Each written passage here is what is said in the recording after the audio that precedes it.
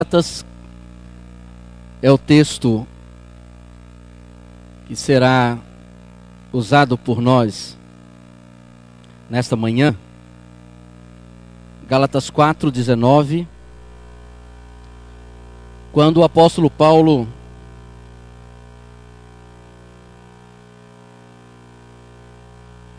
traz uma declaração, e eu fiquei pensando, irmãos, quantas irmãs aqui já deram luz ao filho?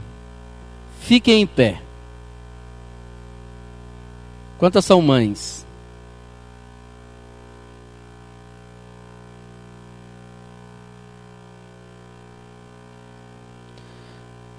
Qual é a sensação de se ter? Diga uma palavra que exemplifica a sensação de ter um novo ser sendo gerado dentro de você. Eu não sei como é que é, porque eu nunca tive filho, né? Diz que marido fica grávido junto com a esposa, mas eu nunca engravidei. Só fica barrigudo, grávido não. É um amor eterno, um amor sublime, né? Para aquele ser, novo ser. Então, mesmo sem conhecer, você alcança, você sente um amor profundo. Amor incondicional. Amor incondicional. O que mais vai dando passa pela sua mente quando você lida com esta geração de um filho dentro de você?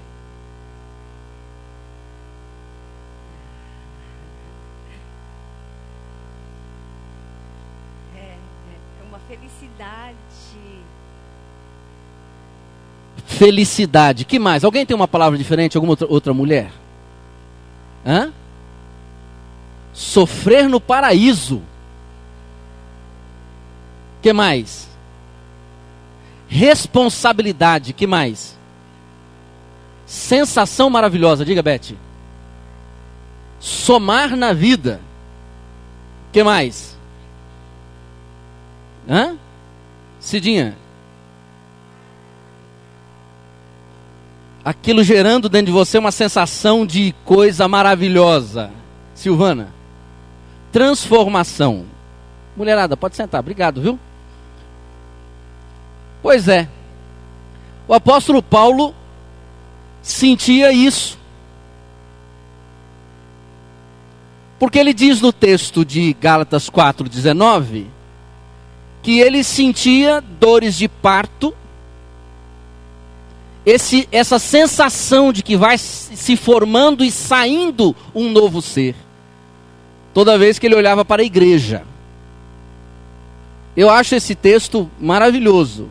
Porque ele diz assim, olha, até que Cristo seja formado em vocês, eu sinto esse movimento. É o bebê que chuta as costas e, ai, minha costela. Eu não sei como é que é, a mulherada que fala, né? Ah, tá uma dor aqui na costela, ele tá chutando, ai que bonitinho, tá empetando. Olha aqui um calombinho, olha o pezinho, olha a cabecinha. E aquele movimento da geração e do nascimento e da formação de um novo ser dentro de um ser. É isso que Paulo está falando. E por isso, hoje de manhã, eu vou fazer a introdução e dar início a uma palavra sobre construindo uma nova identidade no texto de Gálatas 4:19. E aqui você está vendo agora o meu nome, data e o culto, porque no YouTube, no TV PIB Bauru, se você entrar no YouTube e colocar TV PIB Bauru, você terá agora sempre registradas as nossas mensagens, e aí você terá o dia, o tema, e já temos a mensagem da quarta-feira passada e da outra quarta-feira em que preguei sobre o silêncio do crente. E da quarta-feira passada, sobre certezas que fortalecem a oração do crente. Está no YouTube, você pode indicar para as pessoas e assim abençoar essas pessoas com a palavra. Paulo, escrevendo aos Gálatas, ele diz assim: meus filhinhos, por quem de novo sinto dores de parto, até que Cristo seja formado em vós. Vamos ler juntos? Meus filhinhos, por quem de novo sinto dores de parto, até que Cristo seja formado em vós. Irmãos, essa é a nossa preocupação no ano de 2012. É a preocupação de formar Cristo no crente. E nós temos o desafio pela Convenção Batista Brasileira, está ali o símbolo da convenção, de incentivar as igrejas a trabalhar no ano de 2012 com a formação do caráter do crente. Mas eu queria que você atentasse bem, se você puder vir à noite eu vou trabalhar nas questões práticas da formação de uma nova identidade, tanto com a Bíblia, quanto com aquilo que acontece dentro da gente.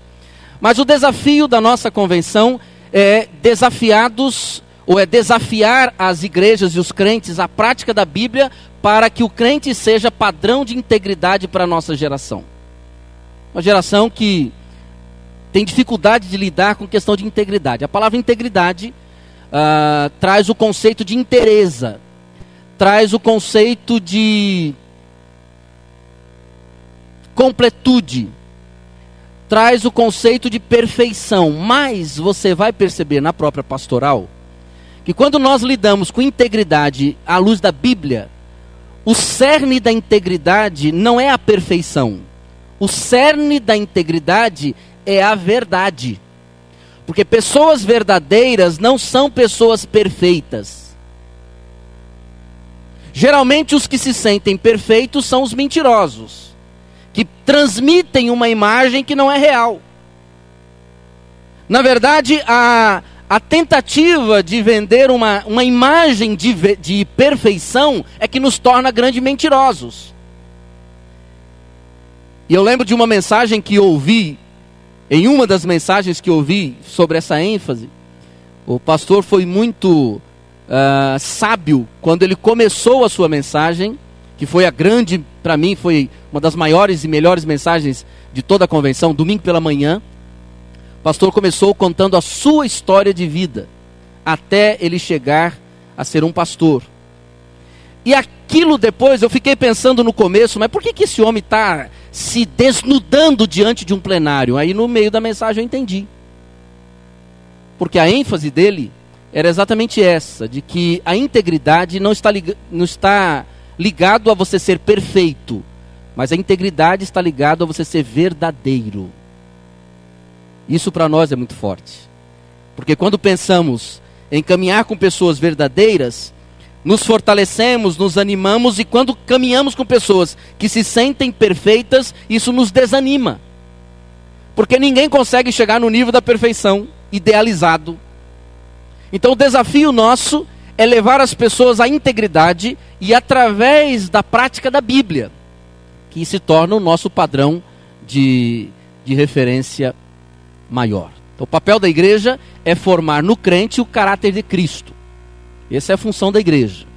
Ajudar você, através das atividades, dos eventos, dos nossos encontros, dos núcleos de vida, a formar caráter. E muitas vezes na formação do caráter, o processo de trabalhar da igreja nem sempre é o mais aceito. Mas ele precisa trabalhar nisso, porque essa é a função. E Paulo diz, olha, eu que sou a igreja, sofro por você que é a igreja, para que Cristo seja formado dentro de você. Isso nós vamos lidar um pouco mais à noite com essa ênfase. Quando nós pensamos na ênfase da formação do caráter do crente, perdeu-se muito no meio evangélico o desafio para a imitação de Cristo. Quantos aqui já leram aquele livro Em Seus Passos, o que faria Jesus? Acho que eu já li umas 2 vezes. No livro Em Seus Passos, o que faria Jesus, um pastor decidiu começar em sua igreja uma série de mensagens sobre imitar a Jesus. E uma igreja com muitos empresários, profissionais liberais, uma igreja, se não me engano, na Inglaterra, uma igreja bem elitizada. E ele começou, e tinha o dono de um jornal da cidade, era da igreja. E ali, pregando sobre a imitação de Cristo, ele causou uma revolução, e o livro conta isto, uma revolução na cabeça das pessoas, porque elas começaram a refletir sobre algumas questões do viver diário. E onde começa isso? Começa em algumas expressões de Jesus. Por exemplo, nós temos em Mateus 10, 25, quando Jesus Cristo diz: basta ao discípulo ser como o seu mestre. O nosso padrão é Jesus. Mas Jesus também, ao enviar os seus discípulos, ele diz assim: porque eu vos dei exemplo. Ou seja, no momento com os seus discípulos ali no lava-pés, ele diz: porque eu vos dei exemplo para que como eu fiz, façais vós também. São algumas expressões de Jesus que nos mostram, irmãos, que o nosso padrão de integridade é Cristo. Porque ele diz: olha, do jeito que eu faço, façam vocês. E nós temos muito dificuldade porque nós lidamos com padrões humanos. Então nós queremos imitar o apóstolo fulano de tal, a apóstola fulano de tal, o pastor fulano de tal, o bispo fulano de tal, o irmão fulano de tal, e nós esquecemos que quando você coloca uma pessoa para ser o seu padrão, o seu modelo, você se decepciona e você se frustra. Porque a sociedade acaba sendo assim. Você corre um risco. Você pode ter pessoas que sejam exemplo de vida para você, mas o seu padrão de integridade, o seu padrão de caráter, o seu padrão de vida tem que ser Jesus Cristo, porque ele disse assim: olha, do jeito que eu fiz, façam vocês também. E quando ele nos traz essa orientação sobre fazer o que ele fez, ou o que ele faz, são coisas que nós podemos fazer.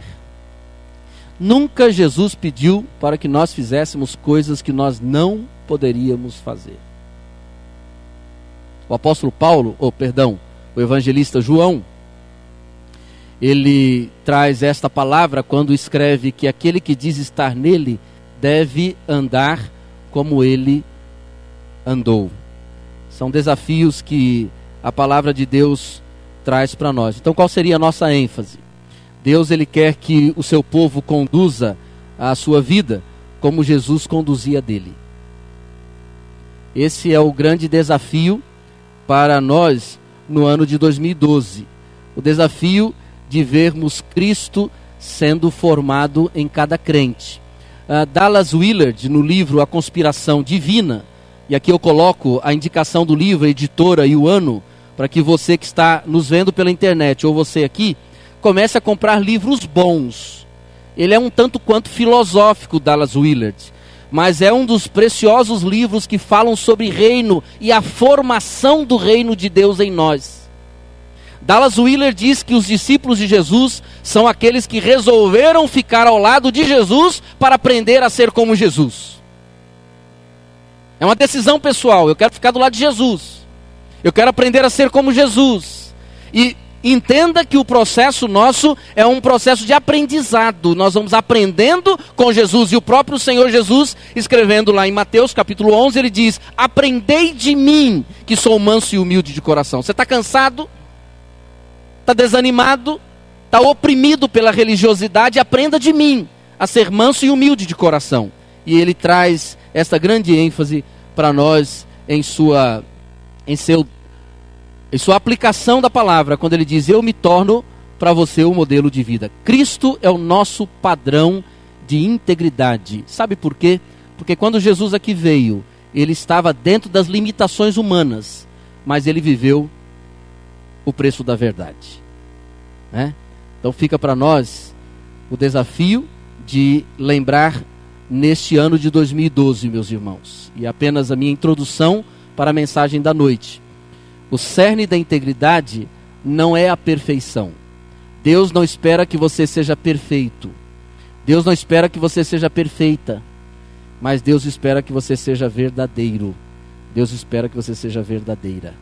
Este é o grande desafio. Esse é o grande desafio. E esse desafio, ele vai formando uma nova identidade. Quando nós assumimos esse desafio, nós vamos formando uma nova identidade em nós. Para que Cristo seja assim revelado aos homens nessa geração. Irmãos,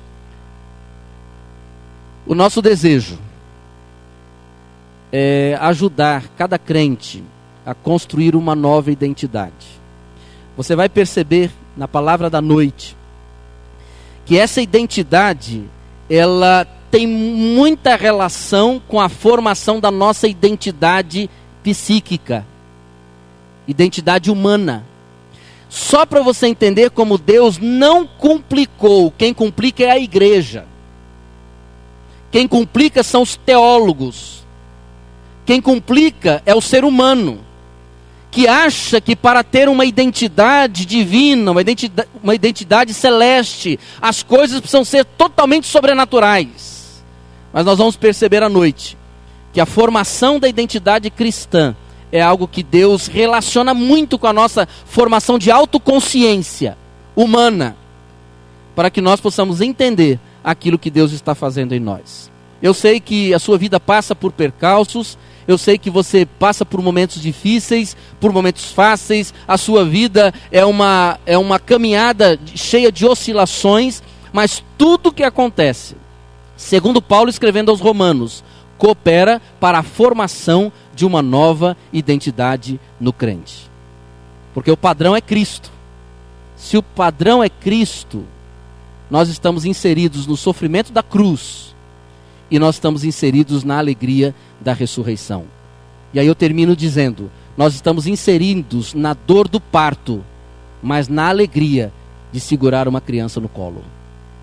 Você sofre hoje para ver e sentir a alegria da ressurreição e desse surgir de Cristo na sua vida, cada manhã, cada dia, porque Cristo vai sendo formado em nós de glória em glória. Amém, irmãos?